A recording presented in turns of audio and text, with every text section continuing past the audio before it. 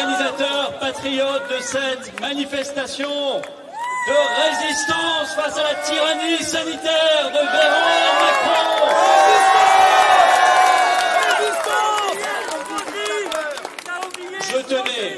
Je tenais absolument, ne vous inquiétez pas Estrosi, je ne vais pas l'oublier. C'est prévu.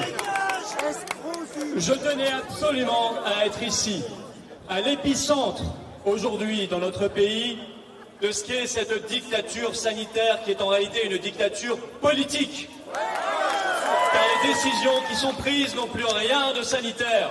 Ce sont des décisions exclusivement politiques. Absolument, ça n'a jamais été sanitaire d'ailleurs. Alors, c'est tout simple, pour savoir où il faut aller, il faut suivre, il faut être sur les traces de Véran.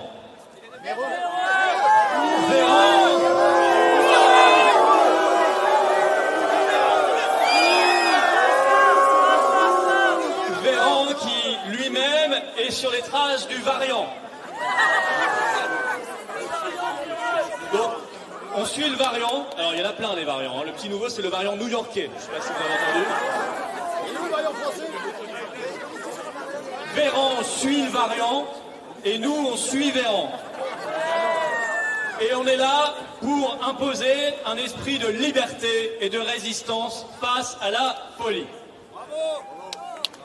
Alors Véran, Macron, Castex, hier en conférence de presse, ont annoncé qu'ils allaient faire ce qu'ils ont appelé du cousu humain. Du cousu humain, je vous explique ce que ça veut dire. Alors ils font pas dans la dentelle, ceci dit. Hein. Du cousu humain, ça veut dire qu'ils vont à la fin nous reconfiner, mais ils le font département par département, territoire par territoire. Et vous, vous êtes les premières victimes de cette dinguerie. Mais le cousu humain, ça n'est pas que ça. C'est par rapport au carnaval. C'est ce qu'a annoncé hier aussi Macron, comme ça, à la va-vite, le pass sanitaire.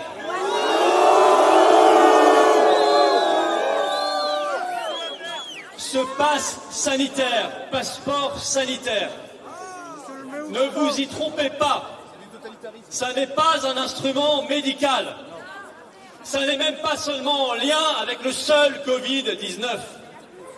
Le pass sanitaire, comme dit Macron, c'est une rupture majeure de civilisation. C'est un problème moral, éthique majeur. C'est nous faire entrer dans une société profondément inhumaine, profondément diabolique, profondément infernale. Une société de zombies où vous devrez présenter un document numérique pour aller au restaurant, pour aller au cinéma, pour prendre le tram, pour prendre le métro, pour prendre le train. C'est la fin du secret médical d'abord. Et c'est ensuite mettre le doigt dans un sacré engrenage. Car demain, rien n'empêchera d'utiliser ce pass sanitaire pour interdire l'entrée à des lieux publics à des gens selon telle ou telle maladie, telle ou telle pathologie.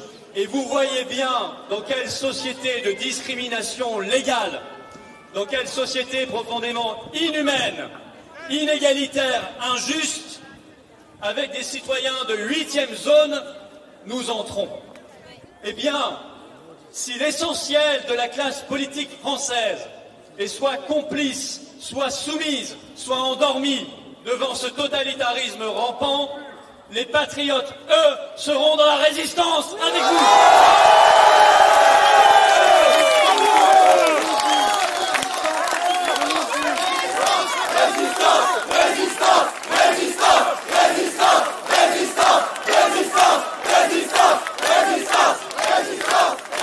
Tout ce qu'ils annoncent, les confinements, les couvre-feux, les fermetures, les restrictions en tout genre, on ne sait même plus les nommer, ils ont énormément d'imagination dans ce domaine-là, ça, il n'y a pas de souci. Eh bien, tout ce qu'ils annoncent, ça relève du charlatanisme. Nous savons maintenant que ces couvre-feux et ces confinements ne servent à rien sinon à tout détruire. Ces confinements détruisent tout sauf le virus. Et comme nous le disons, nous nous fondons, nous, sur la science. Nous avons regardé l'étude de Stanford du meilleur épidémiologiste au monde, M. Ioannidis. Nous avons regardé l'étude du CHU de virologie de Toulouse qui a démontré, chiffre à l'appui, que le couvre-feu à 18 h a aggravé l'épidémie.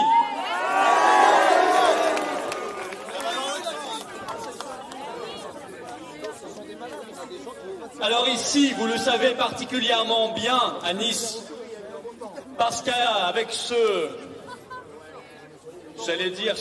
cet apprenti dictateur, mais il n'en est plus à l'apprentissage, d'Estrosi, vous subissez.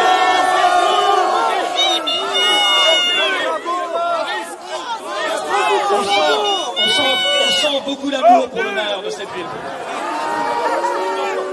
Mais vous avez raison, parce que je crois qu'il ne vous aime pas beaucoup. Et surtout, il n'aime pas beaucoup les Niçois, il n'aime pas beaucoup la liberté. Parce que ces gens-là, Estrosi en tête, c'est ici que les restrictions sont les plus importantes et les plus précoces de France. Et il faudrait peut-être se poser des questions, parce que c'est justement ici qu'on a imposé les premières restrictions, c'est ici qu'on a commencé à imposer le masque à l'extérieur, et c'est ici qu'apparemment ça va le plus mal. Alors il faudrait peut-être de temps en temps réfléchir et se dire que ce qui n'a pas marché hier ne va pas marcher demain. Mais croyez-vous qu'il soit capable de réfléchir comme ça? Bien sûr que non.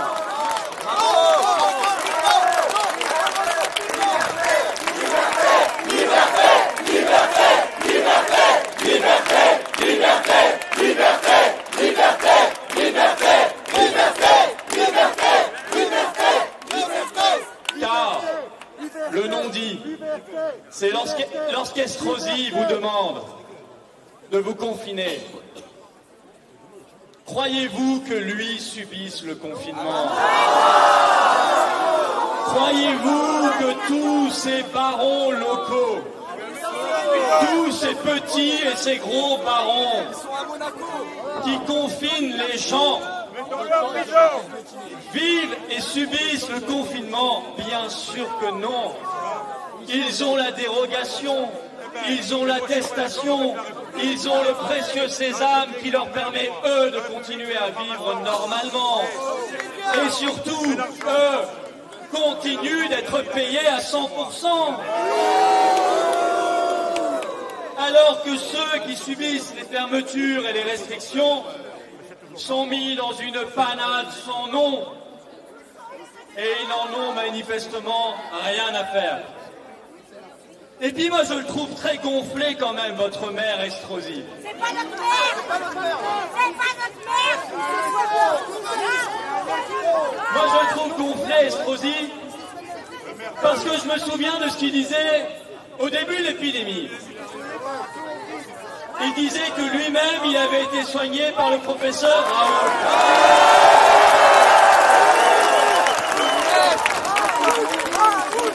Et je vais vous citer ce que Estrosi disait au journal Le Point le 23 mars 2020, il y a moins d'un an.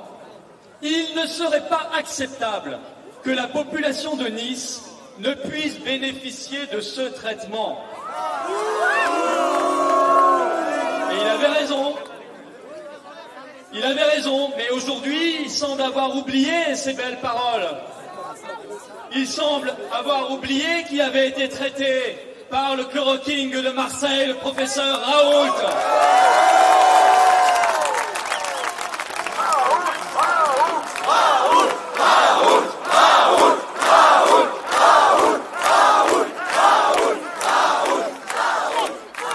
Alors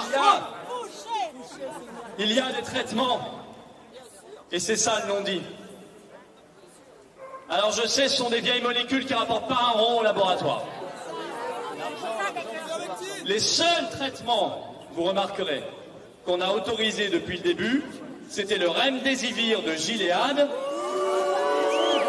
totalement inutile, voire dangereux, voire qui provoque des variants, comme l'a dit Raoult. Mais c'est vrai que ça coûte 2300 € la semaine de traitement. Et là, aujourd'hui, ils viennent d'autoriser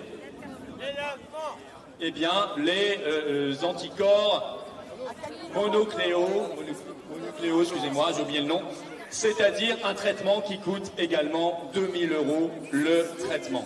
En revanche, hydroxychloroquine, azithromycine, ivermectine, colchicine, clofoctyle, toutes ces vieilles molécules qui ont démontré leur efficacité contre le coronavirus, systématiquement interdites. Et interdiction aux médecins de prescrire librement, ce qui est une première honteuse et scandaleuse dans l'histoire de notre pays. Honneur aux médecins libéraux qui se battent aujourd'hui.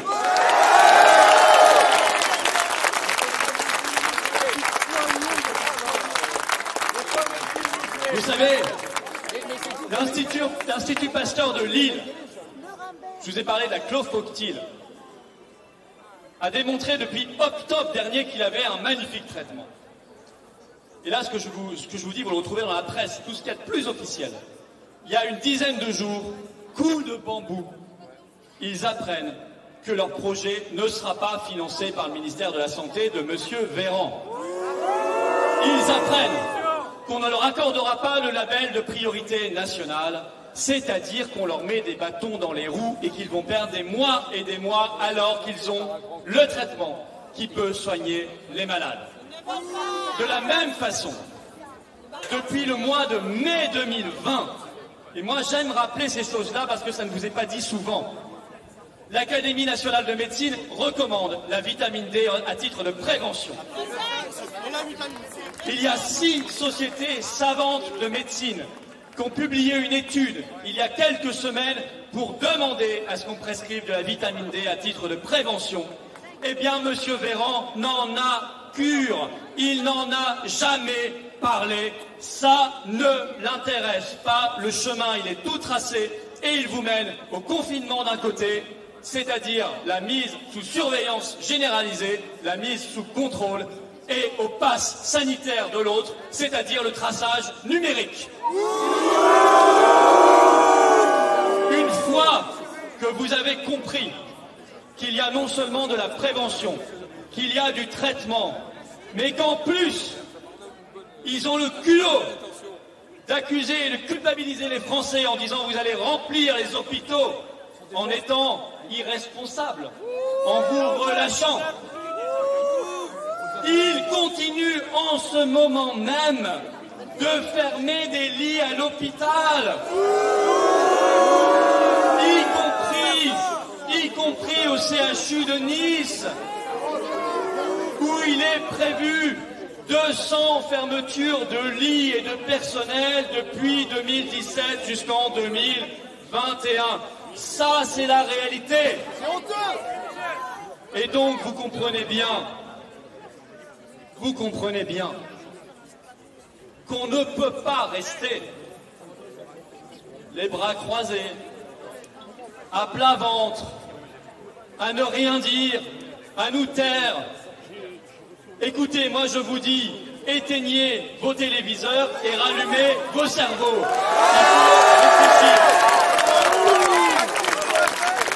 Il faut réfléchir. Demandez-vous pourquoi en Suède, où il n'y a jamais eu de confinement, où il n'y a jamais eu de fermeture, où il n'y a jamais eu de couvre-feu, où ils n'ont jamais fermé leur commerce ni leur restaurant, demandez-vous pourquoi ils ont une mortalité inférieure à la France par habitant. Demandez-vous pourquoi en Inde, où il n'y a plus l'ombre d'une restriction depuis le mois de septembre, ils ont 11 fois moins de morts par habitant qu'en France, parce qu'ils traitent les gens.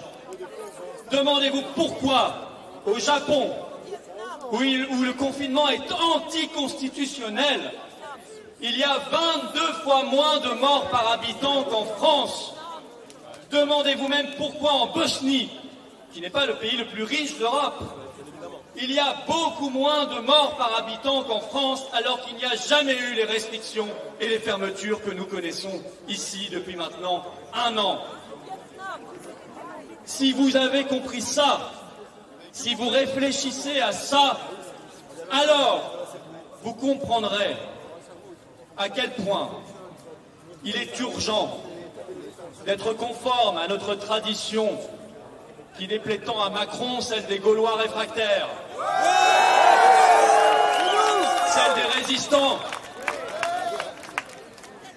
celle de ces Françaises, ces Français qui considèrent qu'impossible n'est pas français, ceux qui considèrent que nous ne sommes pas là pour être soumis à une politique qui nous traite moins bien que du bétail, parce qu'on est moins bien traité que du bétail.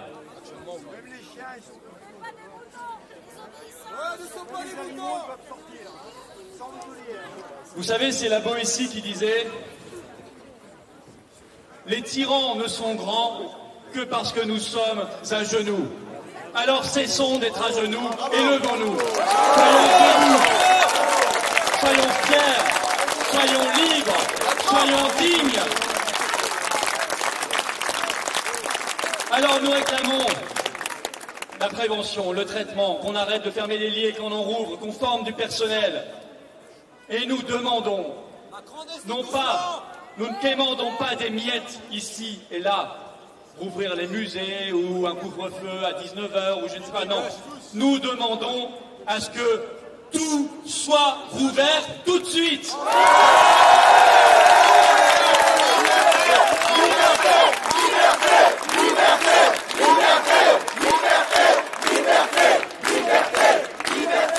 Nous demandons et nous exigeons le retour de toutes nos libertés tout de suite. Et nous exigeons, parce que c'est une ineptie sans nom et un moyen de nous museler, la fin du masque obligatoire tout de suite.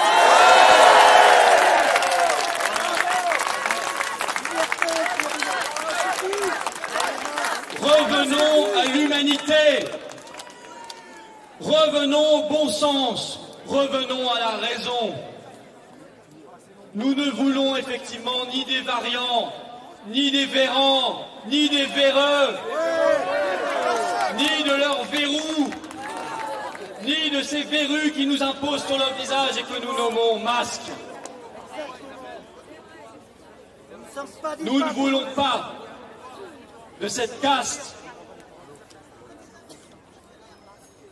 qui nous dirige et nous a servi depuis si longtemps et qui a trouvé dans ce virus le prétexte pour faire de nous des gens dominés, des gens obéissants, des gens soumis, c'est-à-dire l'inverse de ce que nous sommes et l'inverse surtout de ce que nous voulons transmettre aux générations qui viennent. Nous n'avons pas le droit, au nom de nos ancêtres qui se sont battus pour notre liberté, nous n'avons pas le droit de renoncer pour nous-mêmes, pour eux-mêmes, nos ancêtres, et pour ceux qui viendront après nous. Nous n'avons pas le droit de leur laisser ce monde-là.